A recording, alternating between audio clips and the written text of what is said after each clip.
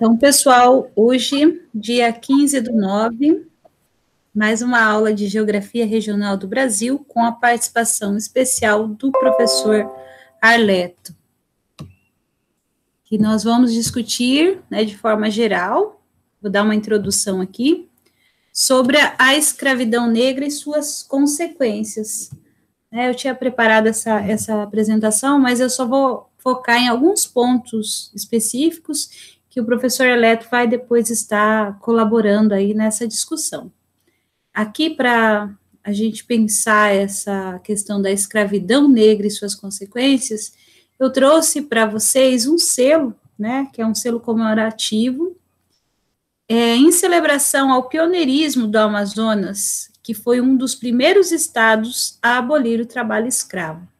Essa temática ela é bastante polêmica, assim como a temática indígena, e ela é foco de estudos de diferentes disciplinas, tanto da geografia como de várias outras ciências, e ela tem sido estudada de forma, nos conteúdos transversais, também no ensino básico e ensino médio. Bom, mas como a gente vai fazer essa análise dessa temática, Primeiramente, é uma temática bastante abrangente, eu fiz alguns recortes históricos e geográficos para a gente pensar a partir da discussão com o professor Arleto. Eu trouxe aqui para vocês verem, que as imagens, elas vão contar muito da história do Brasil, principalmente nesse período. Você vai ter muitos quadros que retratam a questão do trabalho do negro, porque para o Brasil, o migrante negro, o que veio da África, ele foi interessante justamente pela questão do trabalho, ele veio para, como nós já falamos, substituir o trabalho indígena.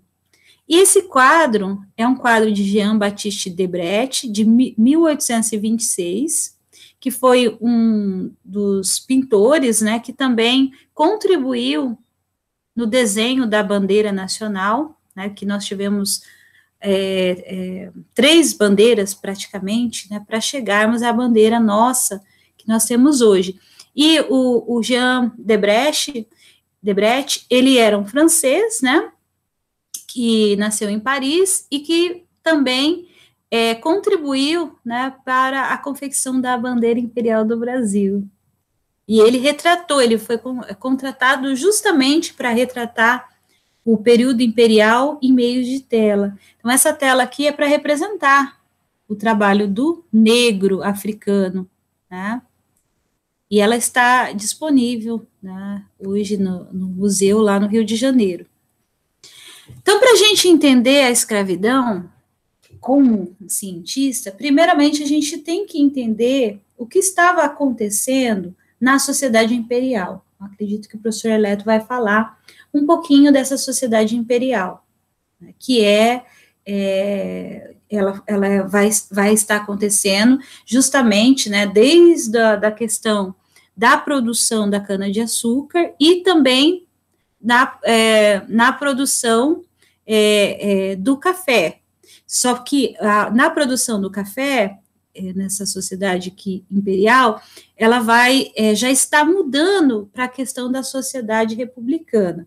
E a mão de obra negreira, ela vai atingir só a primeira fase da produção de café. Então, você tem que entender esses traços dessa sociedade e o porquê, da escravidão nesse momento. Hannah Arendt diz que foram momentos de obscurição, em que parece que havia uma grande cortina que escurecia os fatos verdadeiros da organização do espaço geográfico. Então, ela vai pensar essa realidade para esse momento em que a sociedade vai passar não só em questão da escravatura, mas em questão das guerras, que são momentos que a gente não pode explicar a partir da atualidade. O que nós, cientistas geógrafos, explicamos esses momentos é justamente as consequências que eles trazem até os dias atuais, porque não tem como você romper com a história. Alguns cientistas tentam geógrafos tentam romper com a história, mas toda vez que você fala da escravidão, você fala das questões étnicas, raciais, em que envolve medidas governamentais em favor de um ou de outro povo, é muito importante você entender o porquê dessas medidas, né? Então, a sociedade imperial, ela era constituída praticamente por aquilo que nós chamamos de homens brancos, boas famílias, quase sempre ligados à propriedade da terra. E o escravo e o povo em geral, né? Era nessa base que a gente precisa entender a sociedade imperial. Os que tinham dinheiro, né, que vinham para dominar, geralmente de Portugal, que eram os portugueses que conquistaram, né, esse território, que já era um território indígena, como nós já discutimos isso na aula passada, e aí a gente tem que entender essa realidade. E antes mesmo da abolição da escravatura, da escravidão, existiam negros que já viviam do seu trabalho. Nem todo negro, ele era negro escravo. Por isso que a discussão na atualidade os negros são escravos ou eles foram escravizados, porque eles tiveram um período em que eles foram escravizados. E a abolição, ela retirou, né, todos os tipos de trabalho, né, que não fosse assalariado. Não só dos negros, né, mas qualquer trabalho que tivesse escravidão não poderia estar acontecendo. Claro que as leis da abolição, elas foram especificamente, quando a gente fala da Lei Áurea, ela é especificamente destinada a um grupo étnico que seriam os negros, né?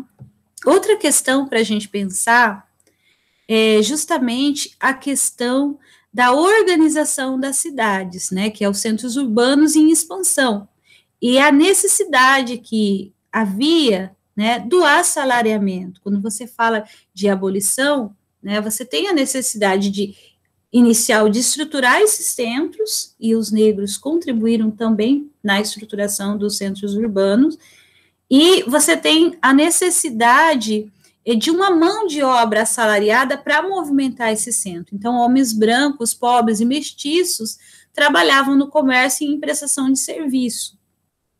E os negros, eles trabalhariam nos trabalhos mais pesados, né? E aqui eu trouxe para vocês, do Museu Castro Maia, um cartão postal, que é Bela Época, né, de lembranças de São Paulo, para vocês observarem, né, essas questões que eu estou colocando aqui na questão da expansão dos centros urbanos. E outra questão é justamente a modernização, tanto da indústria, que vai substituir as máquinas antigas por novas máquinas, que elas precisariam de menos trabalho, né, para produzir, e também a modernização da agricultura, que vai gradativamente substituir o trabalho braçal, né, do negro, para que esse possa ir para a cidade. Então, esse é um fato dentro do processo da reestruturação do espaço agrário. Então, a modernização do Rio de Janeiro, né, que está mostrando, né, de 1990, uma foto para vocês verem. Aí, para entender algumas questões, né, do fim do tráfico negreiro, a legislação. É muito importante a gente ter o aporte na questão da legislação e da necessidade que vai ter em toda a Europa em relação à proibição do tráfico negreiro.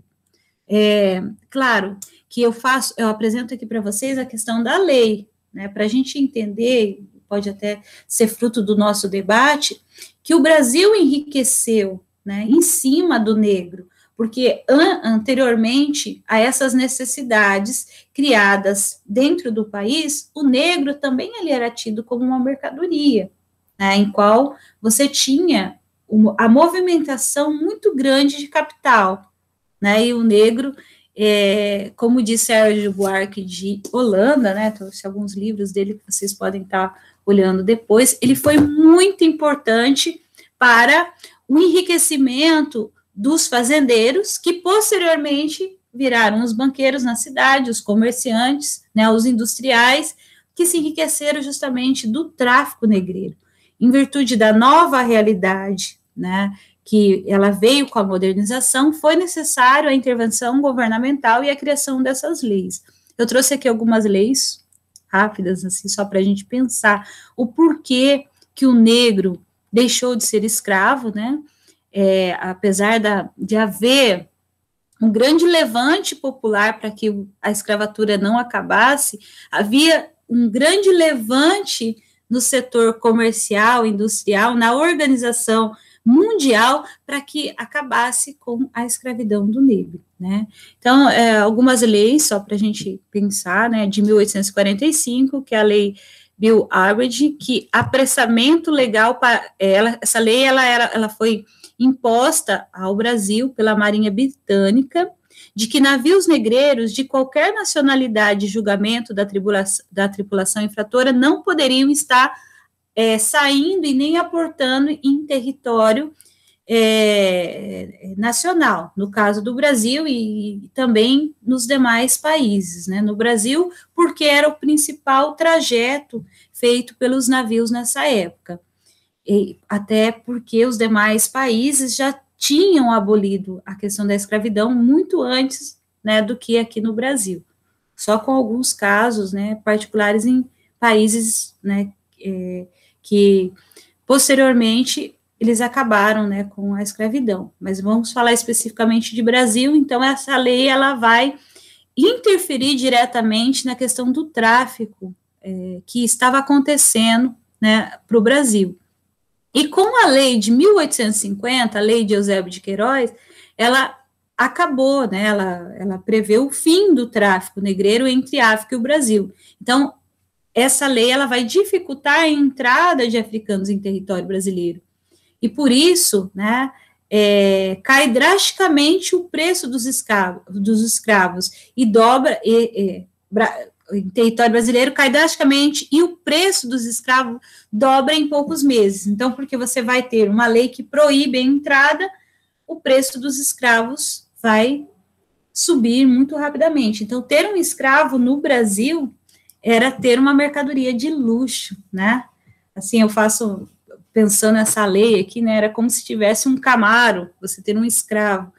Era muito importante, né, você ter um escravo para que você pudesse demonstrar a sua realeza, a sua nobreza, né, porque o escravo, ele era considerado uma mercadoria de luxo. E tem muitos livros que trabalham essa questão desse período, né, que foi um período curto, mas que tornou o escravo, né, um bem material, né, de muito valor. Então, o escravismo, ele torna-se, então, economicamente inviável, porque ao mesmo tempo que o escravo era muito caro, para as pessoas comprarem também, né, ficava muito difícil de estar adquirindo. Então, era mais fácil incentivar o quê? A imigração de outros povos para o Brasil, né, para que o trabalho pudesse ser executado. Então, essa é uma outra questão, a entrada de imigrantes que não fossem escravos para trabalhar dentro do Brasil.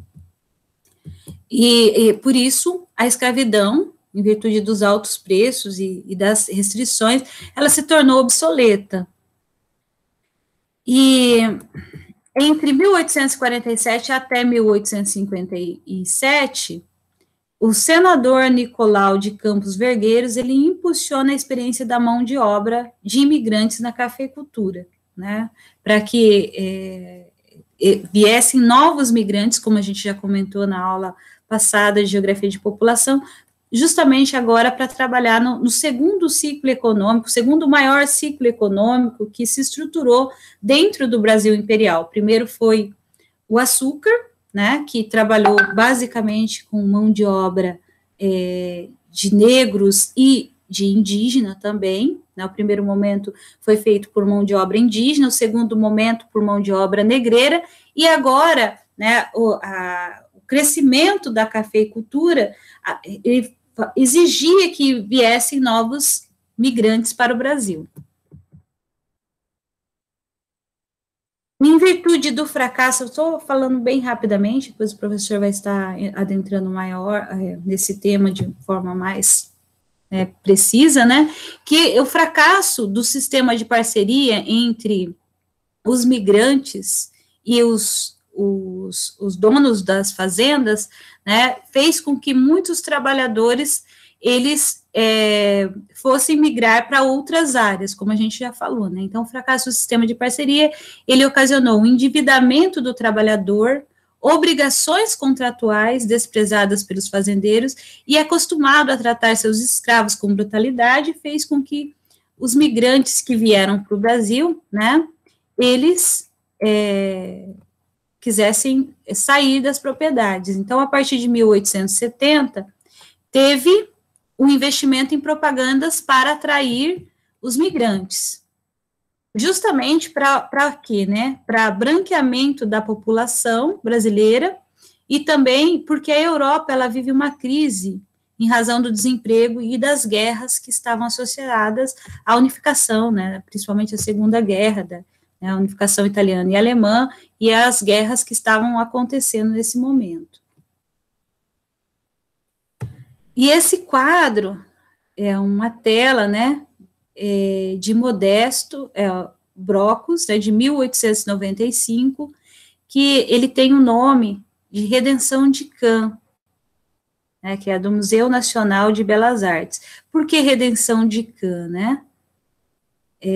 Cã foi um dos filhos de Noé, que quando Noé se embriagou, ele presenciou o pai bêbado, né, e aí ele foi castigado por Deus. E esse quadro, a Redenção de Cã, ele quer justamente justificar esse processo de embranqueamento da população nacional que foi estimulado pelo governo, né, a Redenção de Cã. Então, Cã se redimiu e agora ele está se miscigenando com a população brasileira. Então, o discurso de branqueamento da população ele foi muito forte, justamente vindo após a abolição da escravatura, né? Então, no final essa imigração em parceria, já no final do Império, havia mais de 350 mil imigrantes no Brasil, em geral concentrados nas áreas cafeeiras. Além dos negros, a imigração de outros povos foi incentivada para que houvesse o embranqueamento da população. E com a crise da monarquia e o advento da república, nós vamos ter um novo processo, justamente, né, que exige agora, né, a participação maior dos negros também nas cidades, né.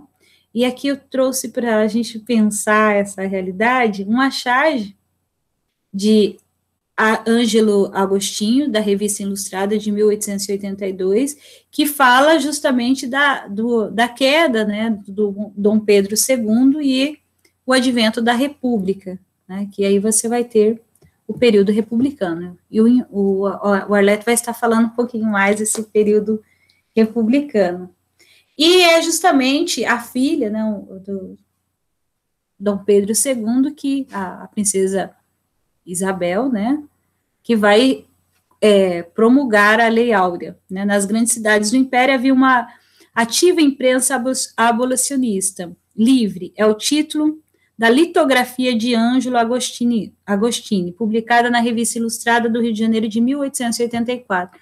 Então, isso aqui é uma tipografia que nós temos lá no Instituto de Estudos Brasileiros, que foi publicada na revista, né, Livre, que retrata a questão da abolição da escravatura, né, Princesa Isabel e a Lei Áurea, né.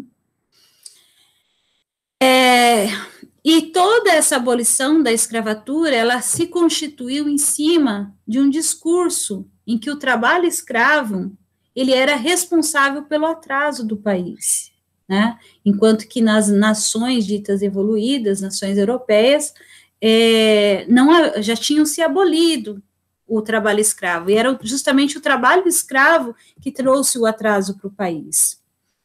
Então, toda uma relação da abolição da escravatura, né, com justamente o desenvolvimento urbano, a necessidade agora do trabalho, de estruturação das cidades e as novas exigências, né, que nós vamos ver com o decorrer do tempo dentro, tanto da cidade quanto do campo.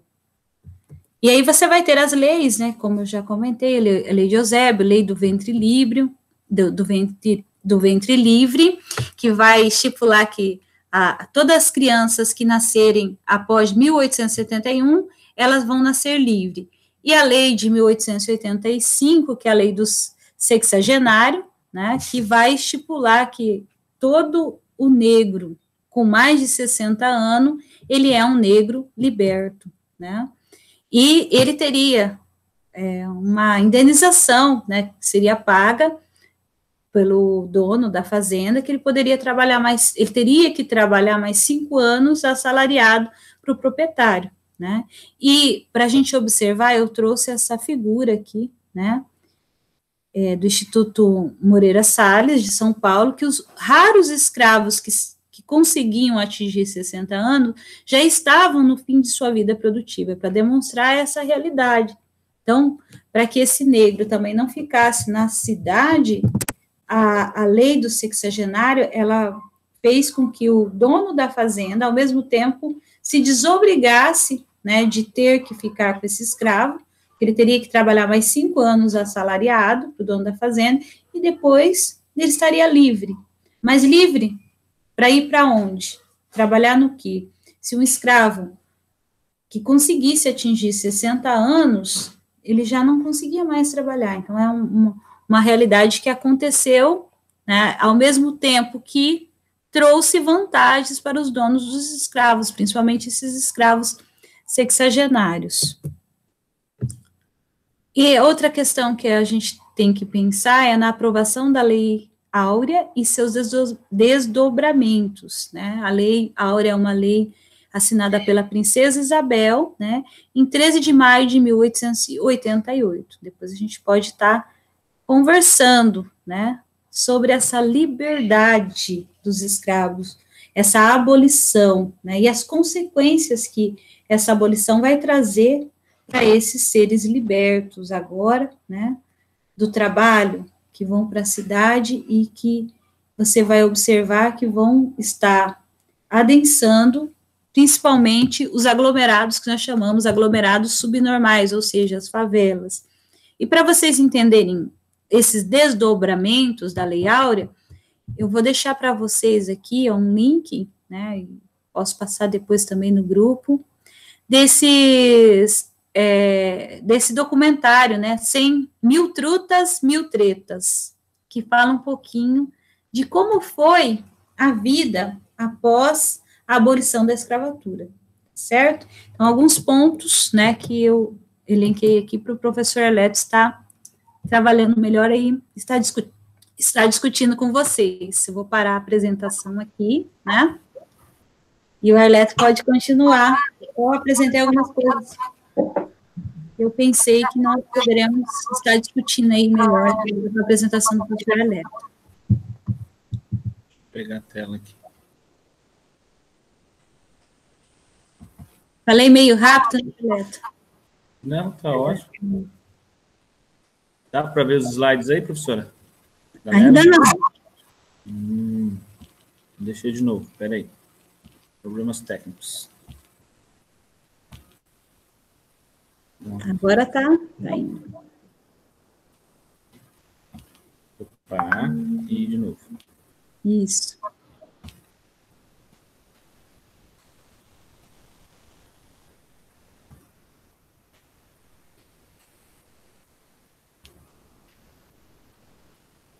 Entrou os slides aí, Gisele? Não, né? Entrou. Uhum. É só você apresentar agora. Tá, beleza. Deixa eu só ocultar aqui e pôr no modo aqui. Beleza. História musicultural, eu vou explicar depois, mas antes é interessante que, como o professor está falando, né, temos a mineração, o extrativismo e depois o café, a cana-de-açúcar e o café, e os escravos, os negros, foram até a metade do ciclo do café, embora eu não goste muito de falar de ciclo, né? Primeiro porque lá atrás os índios não gostavam de trabalhar, para falar a verdade, eles eram bem preguiçosos nesse sentido, não preguiçosos do modo de ver capitalista, né? Mas não se adaptavam ao trabalho forçado, né? E eles estavam na terra dele, então se aprendesse um indígena, tinha mais facilidade de fugir. Então, o negro veio da África, né, para suprir essa necessidade de mão de obra. E isso foi até a substituição principalmente pelos italianos, né, depois da abolição. Então, nós temos índios, escravos, italianos, europeus, e assim temos o período colonial e republicano. O grande barato também, que a gente pensa que o Brasil ele tinha um medo muito grande do haitianismo, né, que aconteceu no Haiti, que nós tínhamos mais negros escravos do que ditamente brasileiros, portugueses, né, dos negros serem libertos e tomarem o poder. Então, o medo do haitianismo, né, então, esse era um dos entraves também, mas não aconteceu. Tanto é que no período pós-independência, até é bom ressaltar que os Estados Unidos e o Brasil foram uma das poucas nações escravagistas, né, mesmo independente, continuaram com a escravidão, né, negra.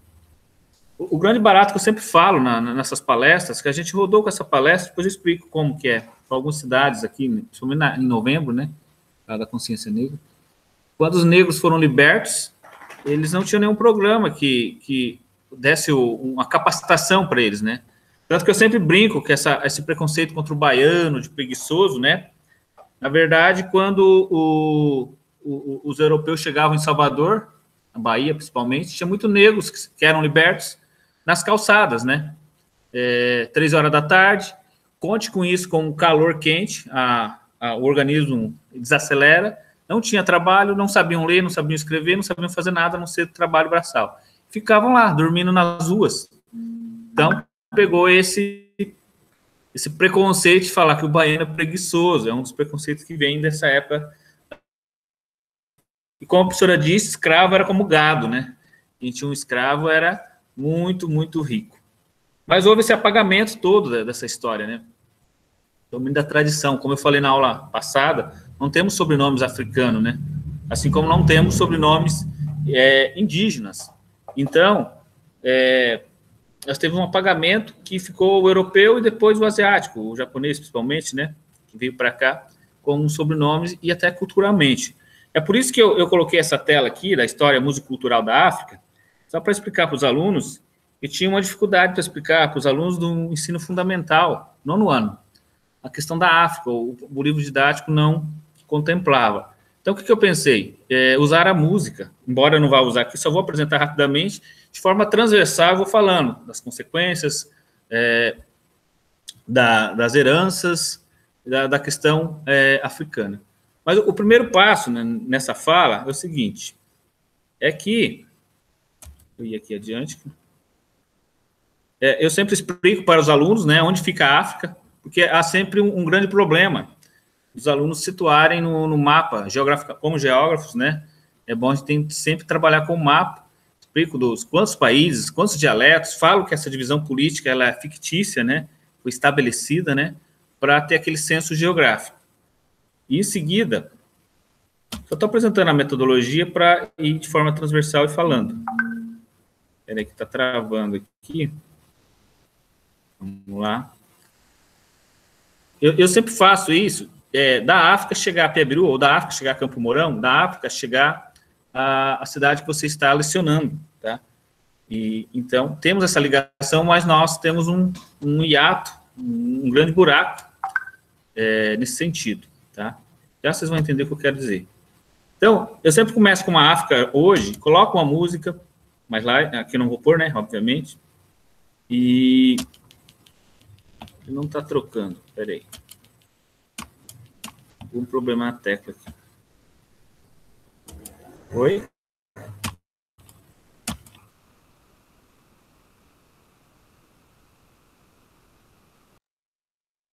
Mas só a música e um slide em branco, para eles já saberem quem for. Daí eu falo a história dela, a Mama África foi presa no apartheid, antes do Mandela, né?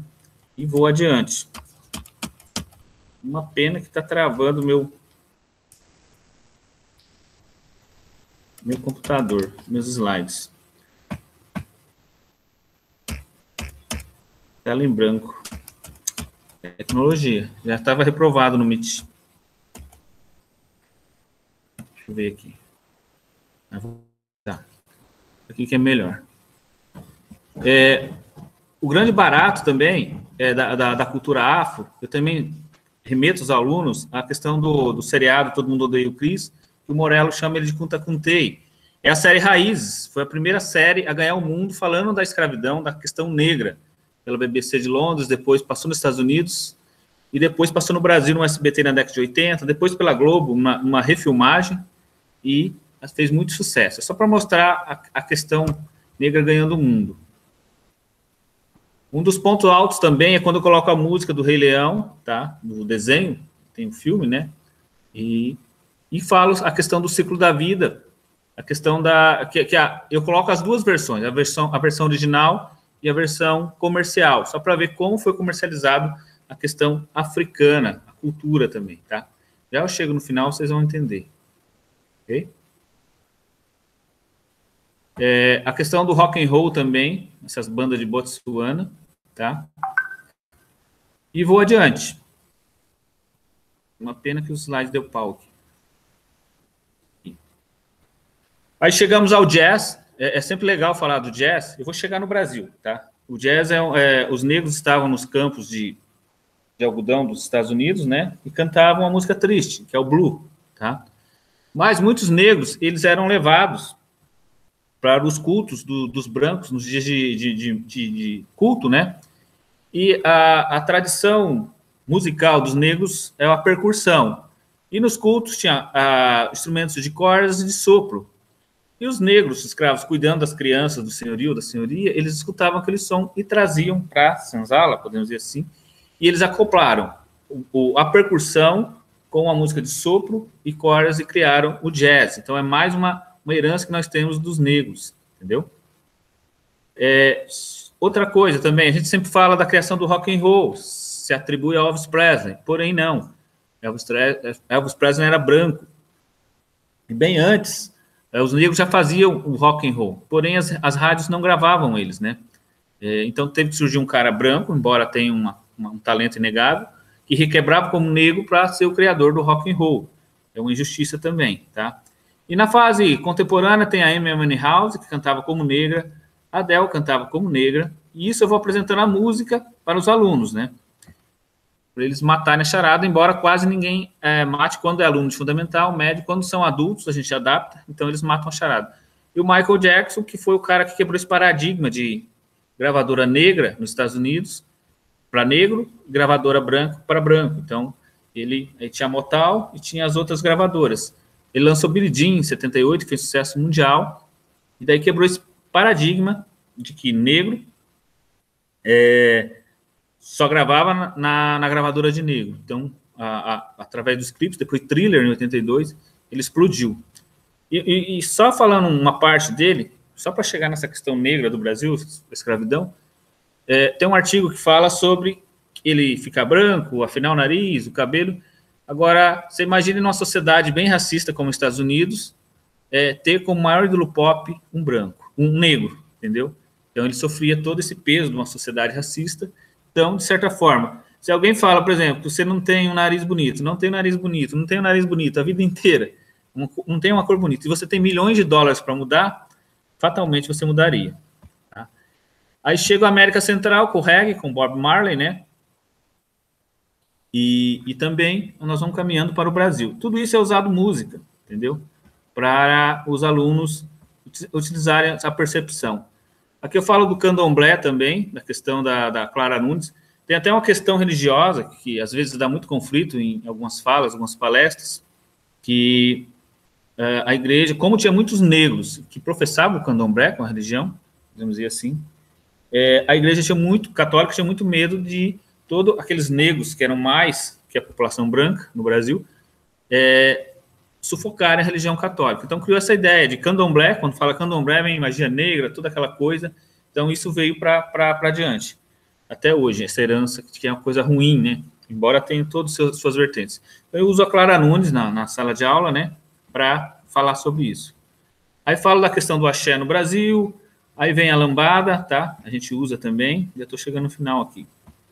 E também a questão do samba e da música popular brasileira, que é a Elis Regina, Dona Helena Barbosa, a Ivete Sangalo. Nós temos toda essa viagem, vocês perceberam? África Hoje, África Mundo, América, Brasil, Rio de Janeiro, só para mostrar, tá? Que tem o Tiaguinho, Revelação, blá, blá, blá, só para mostrar toda essa influência. Aqui tem uma foto emblemática da Shakira, na Copa do Mundo da África de 2010.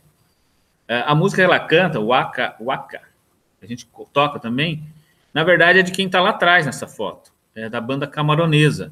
Porém, como era a Copa do Mundo, FIFA, eles queriam comercialmente vender uma moça branca cantando uma música de negra. Então, eles colocaram a Shakira para frente e os autores da música original para trás. E eu toco as duas versões, camaronesa e a versão economicamente difundida.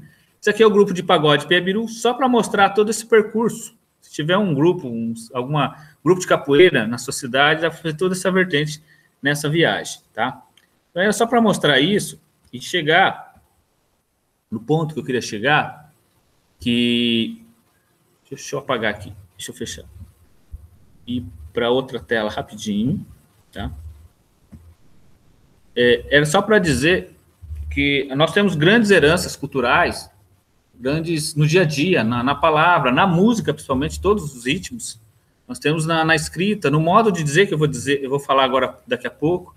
Então, nós não percebemos. Então, o negro que foi escravo ou escravizado, no primeiro momento, ele que, como a professora disse, ele construiu o Brasil. Só que com o suor e sua cultura foi utilizada, usada, cooptada e não dada a devida importância, tá? Não raro alguém fala, essa é música de preto, ou essa é roupa de preto. Enfim, ou as piadas mesmo, você está na minha lista negra, né? Então, são coisas que perpassam, o próprio preconceito contra o baiano, então, são coisas que perpassam desde lá da época da escravidão e vem. Então, teve a mão de obra, a força bruta, teve a cultura, mas essa cultura foi apagada e, em nome disso, o preconceito, tanto cultural, religioso, tá? E ficaram as heranças, com vários nomes indígenas e africanos, né, que a gente fala e nem percebe hoje, abacaxi, canu, pipoca, oi, Curitiba. E aqui só para mostrar a lei áurea, né, extinção, o instinto, mas não teve nenhum programa para absorvê-los, tá? Então, para finalizar essa parte, nós temos a questão linguística. A maioria dos negros que vieram para o Brasil, principalmente para a Bahia, são bantus, e eles não usam grupos consonantais, ou seja, na Europa, gol com L, mas nós pronunciamos gol. Então, a nossa linguagem culta é europeia, mas a nossa linguagem de DNA, RG, ela é afro-indígena. Por isso que eu explico. A gente escreve de um jeito, na maioria das vezes, tá? E fala de outro. Vamos fazer uma redação na faculdade, língua culta, europeia. Vamos conversar na lanchonete, no futebol, com a namorada. Linguagem que está no DNA, no RG. Vou explicar isso, ó. Cantando. A gente, geralmente, quando cresce na nossa cidade, a gente fala, eu estava cantando no banheiro. Vogais, tá? E consoantes. Porém, aqui, a linguagem culta jogou dentro da nossa linguagem negra, afro-indígena, mais uma consoante. Vocês estão vendo como está inserindo na linguagem a questão europeia? Outra coisa, o dormindo. Eu estava dormindo e perdi a aula. Linguagem afro, banto, que está aqui. A gente, às vezes, crianças falam, os adultos. E veio o D para falar dormindo. Uma consoante, linguagem europeia, culta, entrando. E a raiz do DNA negro, africano, ficando para trás. Os encontros consonantais, pneu, tá? A gente sempre usa na sala de aula e pede para eles separarem sílabas, já está separada. Porém, se fosse pronunciar, seria pneu. Então, nós temos a linguagem europeia, consoante, a linguagem afro, banto, vogais. Então, por isso que a gente vive nessa luta frequente de escrever de um jeito, falar de outro, a gente nem percebe. O ritmo é a mesma coisa, ó. Ritmo e o ritmo. Percebe que falta um i aí? Por quê? E tem essa parte também. de forma recorrente nós repetimos, eu não sei não, vem para cá, vem, sim, eu vou sim. Os bantos repetiam muito a primeira e a última palavra. Esse estudo todo é de uma pesquisadora chamada Ieda Pessoa de Castro, uma linguista muito famosa em todo o mundo. Então, eles faziam de forma... A gente repete isso. Então, é uma herança que a gente tem da cultura afro e nem percebe. Outra coisa, plural. Os bantos não usavam plural no substantivo, por exemplo. Os meninos, as crianças, as casas. Não raro, quando é criança, ou a gente está falando de forma coloquial, alguém fala, nós foi, nós vai, nós voltemos. Nós vai brincar hoje, né? Nós vai jogar bola hoje. Então, é o singular puxando nosso DNA. Então, essa é a herança forte, entendeu? E isso está presente em nós, tá? E é só para mostrar como que essa herança afro-indígena toda, ela está presente entre nós a todo momento. Então, de forma geral, só sair daqui, tirar a apresentação. De forma geral, só buscando o retrato que a professora estava falando, para finalizar essa parte, nós temos o negro como mão de obra, pois os indígenas não deram certo, tá? Não deram certo. Eles fugiam, eram preguiçosos, segundo os europeus. Temos os negros, principalmente na mineração. Temos no café, na cana-de-açúcar, principalmente na cana-de-açúcar. E depois no café, e já vem todo o movimento de libertação, de abolição no Brasil republicano, né? E também tinha os interesses ingleses de vender, a partir da Revolução Comercial, Industrial depois, seus artefatos a um público maior, e os negros eram a maior população. Então, houve a libertação no período pré-republicano, né? 1888, a República veio depois em seguida. Então, era todo um acerto. Então, finalizando essa parte, então, do colonial, do republicano e de hoje, o que nós temos é muitas heranças africanas e nós nem percebemos. Na música, na fala, na língua, na dança, nos costumes, na alimentação e indígena também. Porém, foram todas apagadas. Para apagar, como eu disse, programa de índio. Essa aula aqui é programa de índio, como se fosse algo negativo. Ou o negro, se é coisa de preto, não faz na entrada, faz na saída.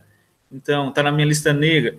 Então, é tão forte essa cultura afro e indígena que a cultura branca, podemos dizer assim, sem racismos avessos, né, europeia e asiática principalmente, ela afoga toda essa cultura e a gente fica sem a beberar de toda essa riqueza. É por isso que eu sempre prego, professora e alunos, a equidade entre as 4 raças, né? Nós temos o europeu e o asiático, que vieram. E depois temos o africano e o indígena. Uma paridade, ser igual, tanto em cultura, em oportunidades, em sobrenomes. Eu adoraria ter sobrenomes indígenas por aqui, afros, mas nós não temos. São europeus e principalmente e asiáticos. Então, traçando um paralelo, finalizando, da escravidão, na época colonial, que foi a força, o que moveu o Brasil, a engrenagem, para começar a engrenar, que é a parte mais difícil, tá? Depois veio a parte do café, a primeira parte, eles também moveram toda essa engrenagem, depois vieram os italianos, depois os japoneses, para chegar nos dias de hoje, que tem esse panorama. Então, não é raro, porque as pessoas mais pobres são as de cores mais negras, não é um determinismo físico, nem econômico, é só para dizer isso. Eles foram jogados, libertos, milhões de escravos libertos, mas não sabiam fazer nada. Muitos voltaram a ser escravos. Qual que seria o ideal? Seria um programa, assim que a Lei Áurea fosse assinada, um programa de, sei lá, uma capacitação, alfabetização, para que esses negros não ficassem soltos e produzisse séculos e séculos, dezenas de anos e dezenas de anos de opressão, de falta de oportunidades e de apagamento da sua cultura. Professora? Muito bem, Aleto. Esse tema é muito extenso, tem muita coisa. Muito rico também, né?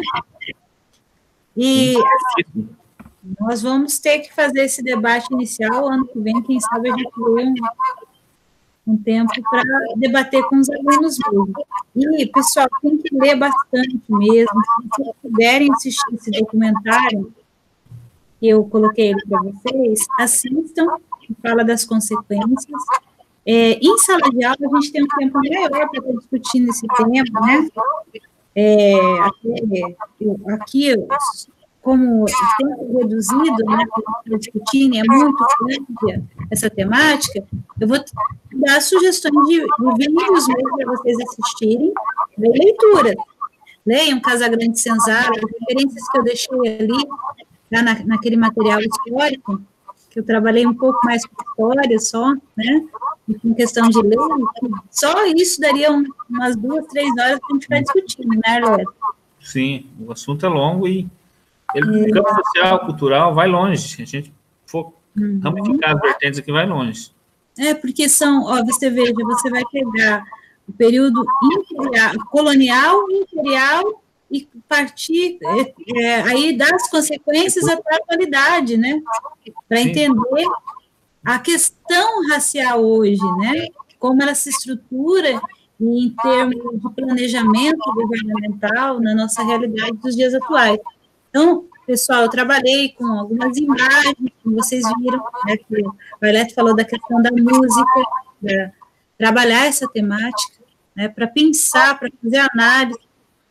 Muitas vezes os alunos vão ser descendentes de negros, então tem que pensar essa realidade, né. Aqui tem um livro sobre Charles, tá? Eu trabalhei algumas questões de Charles para fazer análise.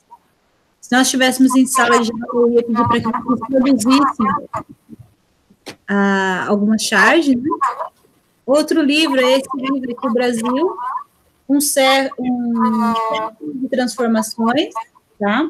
Livro muito interessante que fala sobre toda a transformação que você vai ter aí no espaço geográfico,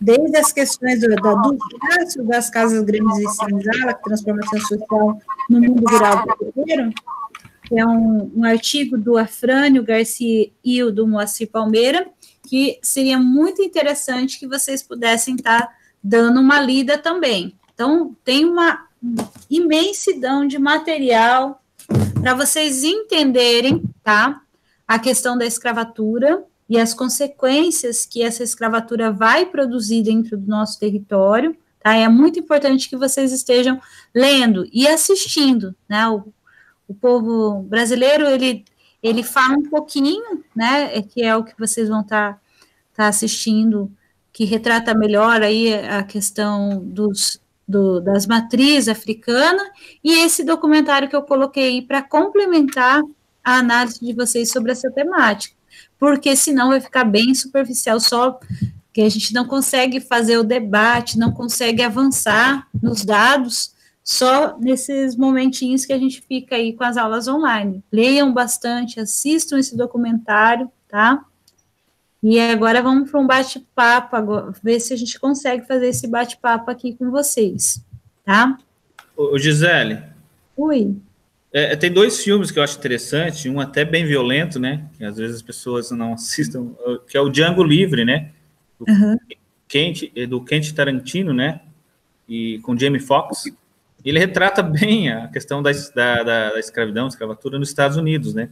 Eu assisti esse filme. E no Brasil, a gente fala muito do Pantera Negra, de Wakanda, mas esquece do Besouro Verde, né? O Besouro Verde, que trata a questão rosa, né? É verde. Verde, né? Esqueci da cor. Mas ele fala muito, é o besouro, esqueci a cor, é verde, eu acho. Ele luta capoeira, enfim, ele também retrata muito bem a questão da escravidão no Brasil, né?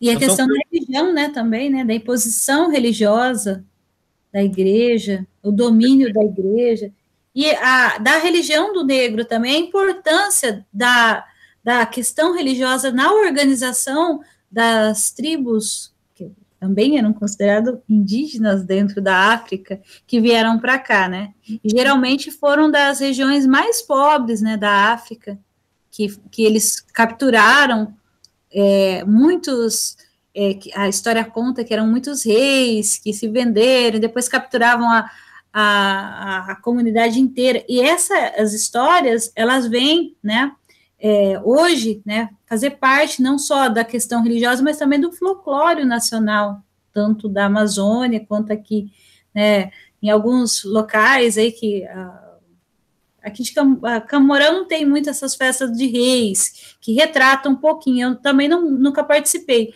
que retrata um pouquinho da vinda dos negros para cá, né, não é só a questão da igreja, eu nunca participei, mas os meus alunos sempre comentam, né, dessa Festa dos Reis, que é uma manifestação que, segundo eles, tem a origem, né, das manifestações dos negros dentro da própria igreja. É interessante vocês entenderem isso, justamente para pensar, né, os dados populacionais, né, quando você vê que durante muito tempo no Brasil, uma mulher negra, né, ganhava menos do que uma mulher branca, e uma mulher, por ser mulher, ganhava muito menos do que por ser um homem. Então, essas questões é interessante a gente estar pensando esses dados populacionais para fazer a análise da população como um todo e pensar as questões de planejamento das políticas públicas, tá?